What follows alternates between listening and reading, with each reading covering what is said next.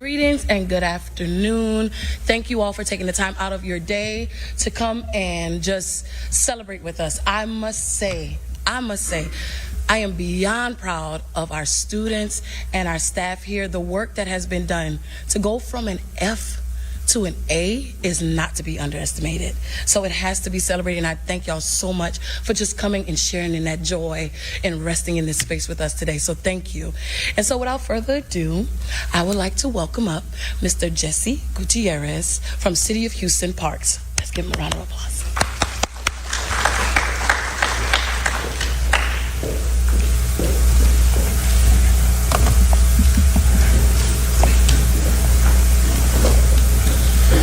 All right, thank you, everyone. I am Mr. Jesse Gutierrez, right, with the Houston Parks and Recreation Department, one of the division managers. And I was so excited for the invite that I was the first one here. It's just so important to celebrate wins and accomplishments. We are a proud partner of HISD, and it's important because it helps motivate, it builds confidence, and it builds resilience, not only amongst the students, but the community. What can I say? Just very, very, very, very happy to be here.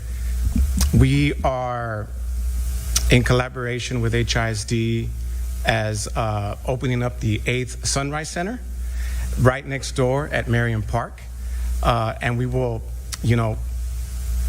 like the principal was saying, all the way from an F to an A rating. That's incredible.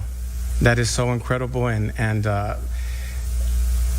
what happens after that, right? Director Collins, who I'm here on behalf of today, always talks about setting the standard. And once you set the standard, maintaining it, right? So how do we maintain it? By providing that support to the students and the families of this community. And we hope to do that through our partnership with HISD and the Sunrise Center. And Marion and the Parks Department will continue to be a hub for the community and the communities of Houston to provide that support and ensure that we do maintain the standard and we continue moving forward. Okay. I see the mantra of HISD, outstanding. We want to congratulate the staff, the students, the parents.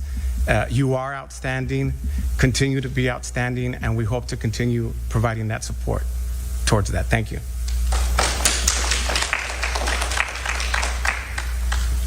Thank you so much, Jesse. Now Superintendent Miles is going to come up. He'll do a short presentation and then take questions from community members or friends.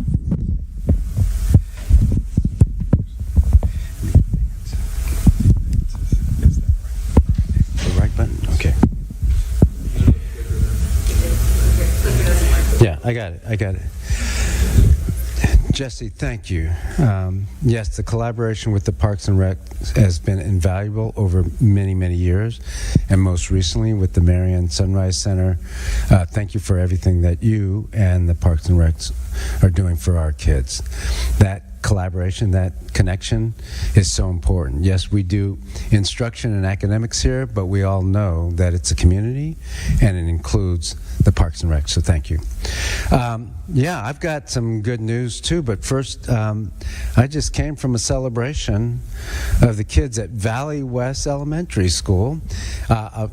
Also asked you this morning, and we went, Milne, yeah, Milne, and Sandy, you were in 5 schools, with Casey, you were in several schools, so we've been all over the district.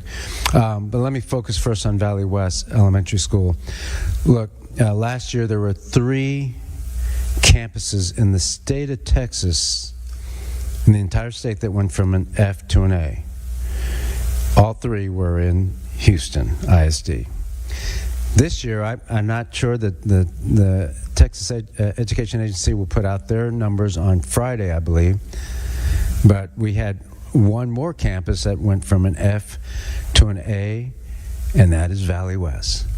And so, and we have the Principal Hampton who's here right now. Can you stand up just so people can see? Yeah, Terry Hampton. And the new Principal Tucker is here also, and she's going to carry on the good work that you and the teachers did. That's an amazing improvement. Thank you very much for all the hard work, and we thank the teachers, of course. If there's any teachers in the room, thank you so much for everything that you've done for the kids. It is the kids' success, but it's also our teachers' success. So I want to talk, and then let me go over some other data points. I'll talk a little bit about today, and then we'll take questions, any questions you want to ask about what's going on in the district. So this is the biggest headline for me anyway, and it should be for y'all, of the accountability scores that came out recently and that the commissioner will talk about on Friday. And that is geography no longer dictates destiny in HISD. What I mean by that is this. If you take any urban district, any large urban, and you color-coded their A schools with the dark green and then the B with lighter green, C with yellow, D with pink, and F with red, you would see something like this in most large urbans. And you wouldn't need this really. You could actually take a map of the city, any large urban, know where the high poverty areas are, or students who are challenged by poverty, or students challenged by language barriers, and you could circle those areas of town, and those circles would dictate almost where your DNF schools are, or at least struggling campuses, just like this in 2023 in HISD and every year before that. People don't need a map so much, or the results. They already know where the struggling campuses are in most large urban districts. And so if you look at this is Houston in 2023, and you can see all those circles have almost, not just predominantly, almost all of the schools are pink and red. There's a couple of greens and yellows scattered here and there, but that's where most of the underserved areas of the population also happen to be where the struggling schools were. And you can see that part of town that has no circles. If you live in Houston, you know those parts of town. This is what it is today. This is what it is today. Thank you. If I was in church, I'd be repeating it again and ask for an amen after that, but we're not, so I'll just move on. This is what it is today. I dare you to draw a circle around the low-performing schools. Because the pinks and the pinks are the D. There's only 18 of those circles out of 273, and then there's no red circles. For the first time, not one HISD student is attending a failing school, and for the first time, 73, almost 74% of our kids are attending an A or B school. I don't care where you live in Houston now, you are close to an A or B school if you're not in an A or B school. Today, 74% of our kids attend an A or B school, and that's huge. Now, these data around accountability is from the state. Yes, these are preliminary. Let me say that. The state will have official data on Friday, but we use the same methodology, and we got technical assistance from the state, so we feel pretty confident about these numbers. So that is what the headline for me is, and what it means for kids. Yeah, these are a bunch of numbers. I'm going to show you a few more numbers. But what it really means, if you were in that, I hope you heard, maybe some of you that you got here early, Jesse, you could hear the kids screaming and just celebrating with their teachers how great those scores are, because and maybe the students don't know as much as their parents know, that these grades means there's more opportunity down the road. It means they are narrowing the gap. It means that they will have a better academic future in middle school and in high school. And then they will have more opportunities once they graduate from high school if we continue them on that trajectory. And that opportunity will be to go to college, that's one set of opportunities, or have a high demand, high wage, high skilled job when they graduate. So that 6 years from now, when we look at the Good Reason Houston report again on livable wage, more of our kids who graduate from Houston will have a livable wage 6 years after graduation. Right now, it's only 17%. So that's the story. Now, I'll race through the rest of these slides because it's not just, of course, not having any Fs. So we have 18 D campuses still, 0 Fs.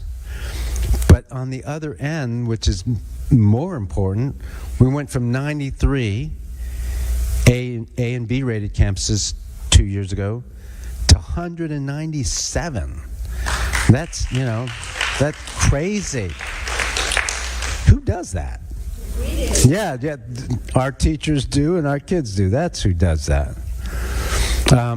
Valley West, I probably should have showed this first because we are here sitting, and it just shows you we're breaking that trend, right? We're breaking the downward spiral and we're just shooting back up. And Miss Tucker, Principal Tucker knows, we got to carry it on then. By the way, we went from 121 to 41 DNF campuses, 93 A and B to 170. We didn't go back down last year. We went further up. And that's what we expect Valley West to do, to go even further up. There was no regression. This is Valley West, yes, but this story, while not as, no other school went from an F to an A, but we had lots of schools that grew. C to a B, B to an A to a higher A, So we had lots of growth, and this is very impressive. I was telling you, the numbers mean one thing.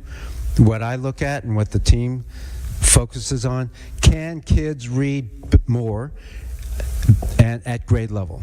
Are there more kids reading today at grade level than a year ago? And how many more? Can kids do math at grade level? Are there many more this year than there were last year?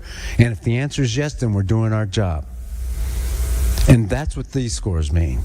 So yeah, there's numbers in their bars, but at the end of the day, what a parent cares about is not this so much. They care about whether their kid can read at grade level. And same with the teachers. They know. They don't even need these scores. They know because we're looking at it every day. We're doing demonstrations of learning. We're doing DIBELs. We're doing other assessments. They already know whether our kids are learning.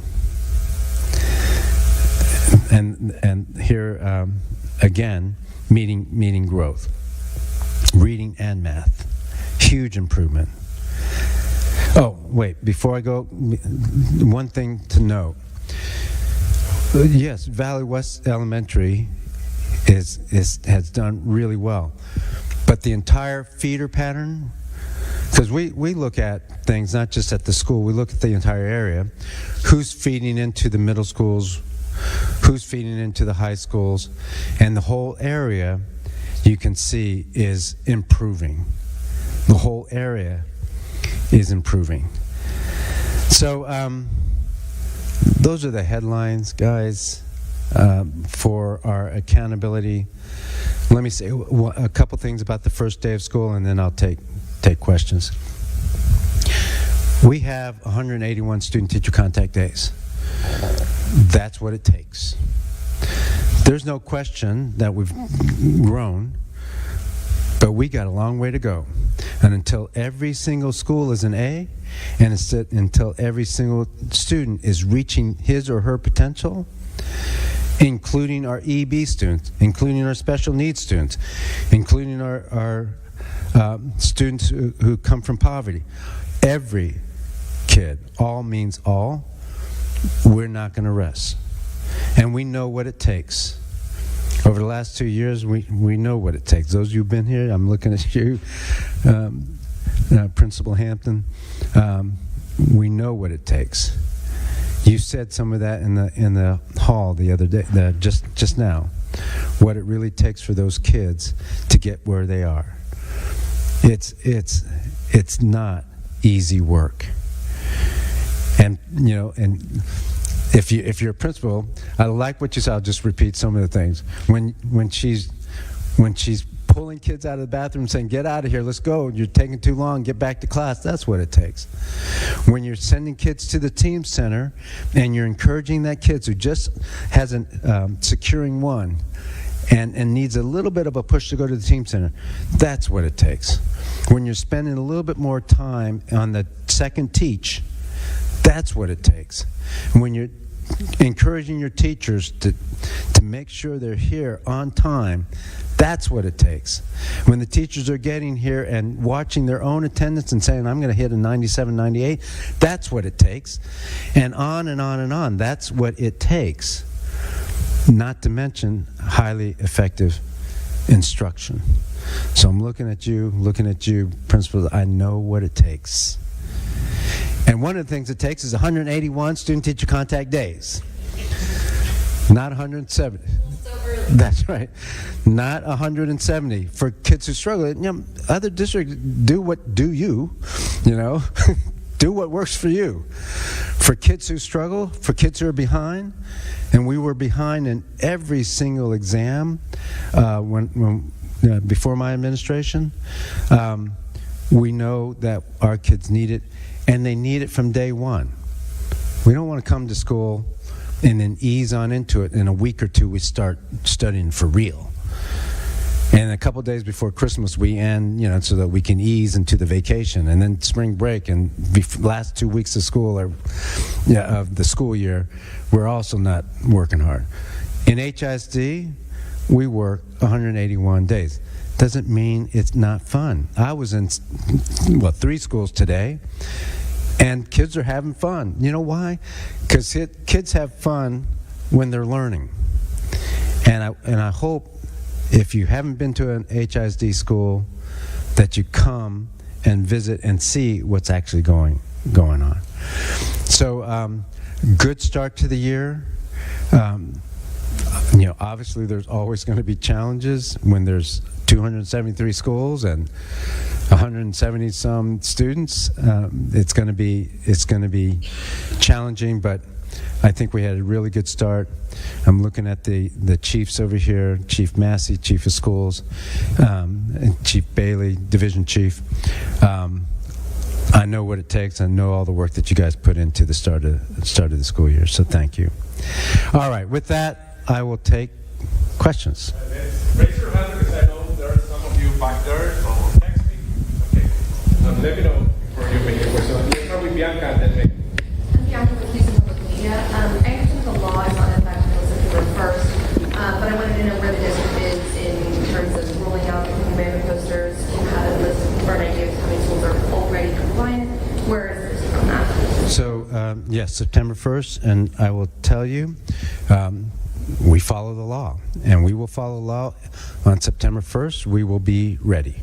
In fact, what does that mean? That means we will have the 10 Commandments posted in every classroom. There's some specifics that TEA has rolled out, so we'll follow that. I want to ask about bus routes. How many people signed up for bus routes this year for families who got faulty bus stops, location, routes, time? When will that be sorted out? How can families address that with the district? Yeah, thanks for asking. That will be sorted out. Look, we have overhauled the transportation system, and as a result, we're going to have more students on buses. We already have more students on buses today than we did a year ago, but that's not a good comparison. You have to wait a couple of weeks. People who signed up, we had over 20,000. Remember, last year we transported 9,000. So 20,000 people have asked for a route, or students have asked for a route. So that's a lot more. And as you know, because you've been in Houston for a while and have covered the district, we get route requests, a lot of them right after people come back from vacation, the first week of school, right before the first week of school. We're getting route requests today. We'll get it for the next week. So it'll take a while for the dust to settle. But you can go on HISD website, and right on the front page there's a pop-up that says, if you have transportation questions, click here. Parents and students can also go to their school principal, and they will either help them right there on the spot or get them hooked up with transportation. So a lot more people, a lot more routes. In fact, we wanted to decrease the number of routes, but we actually increased the number of routes from 450 to over 500 now, because people are requesting a lot. You also know that people request and then don't show up. And that's okay, because they think they'll need it and then they don't need it. So that also happens. So there's a lot of settling to be done before it's all over. Liliana with 13. Today we've been speaking with some parents at Durham Elementary who say it was late Friday. Their school got notified that there were some curriculum changes that happened that only left Monday for teachers to kind of figure out what to do with all their school planning. Can you shed any light on what happened with that last minute curriculum change and kind of what support is being provided to families and teachers now that they kind of have to make a lot of really fast changes? Yeah, so one of the so that's probably what we call a special focus school. So people have had their curriculum for a while, and you know that in the NES schools, the new education system schools, 130, the curriculum is set, and we provide those curricular materials weeks in advance. They can go online and get them.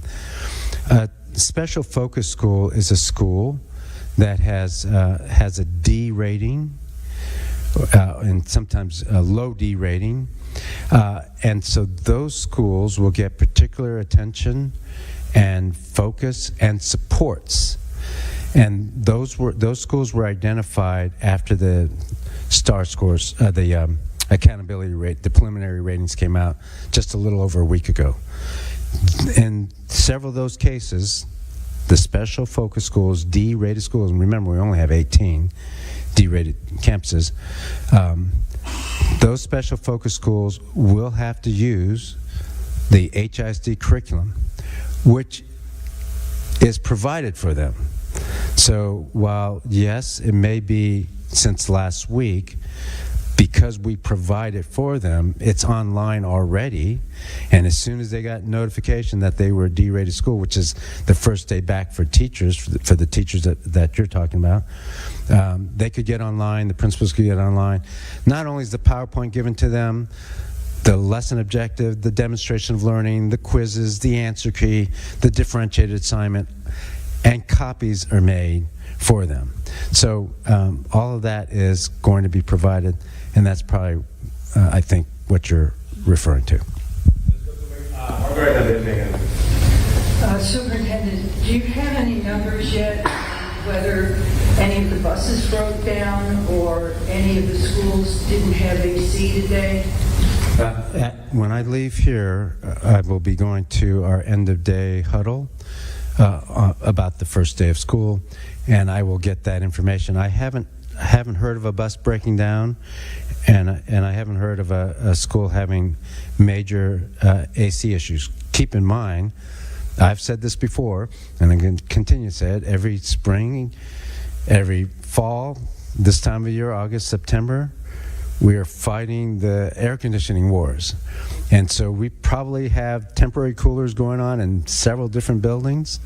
I think we have 200 or some temporary coolers that we put out. So, but as far as I know, every school was operational and kids were learning in an environment that was cool enough.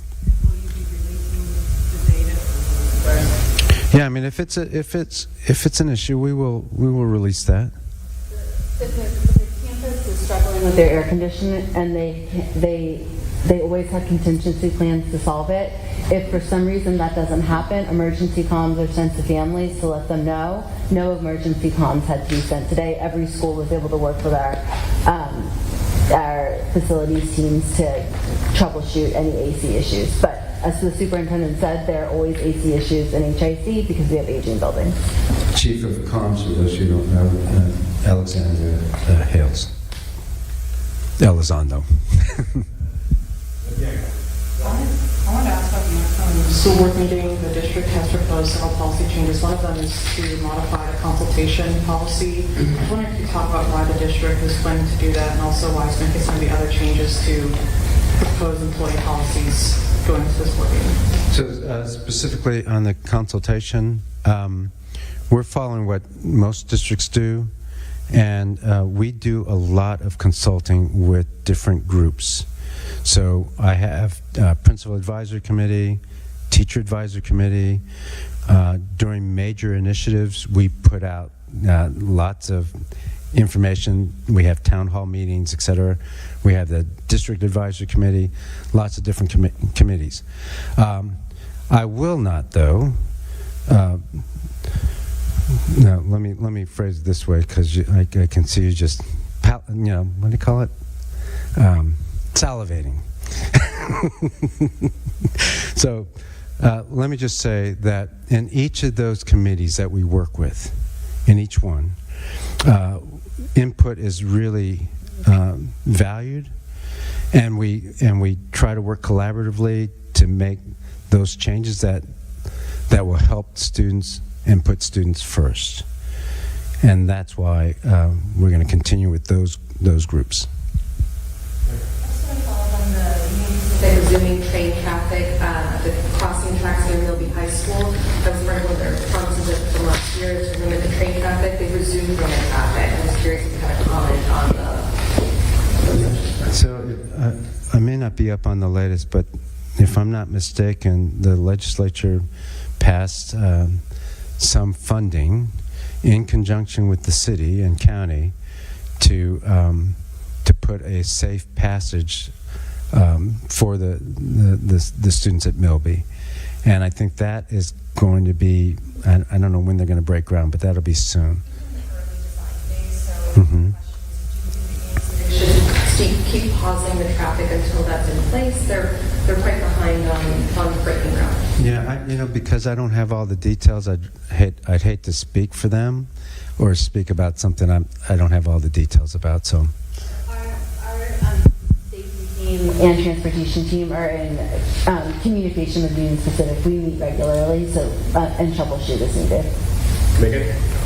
Yeah, I wanted to ask, I believe the district was hoping to add 800 pre-K seats this academic year. Do you have an estimate of how many pre-K seats have been filled this year? I will know that at 4:30. Sure. Any other questions? Yeah. With the district being in touch with Union Pacific, was the district aware, and this might not be a question for you, was the district aware that this change was going to happen with the trains near Milby? We'll follow up with you about the specific issue. Any other questions, guys? That's it. Thank you all for being here. All right. Thank you, everybody.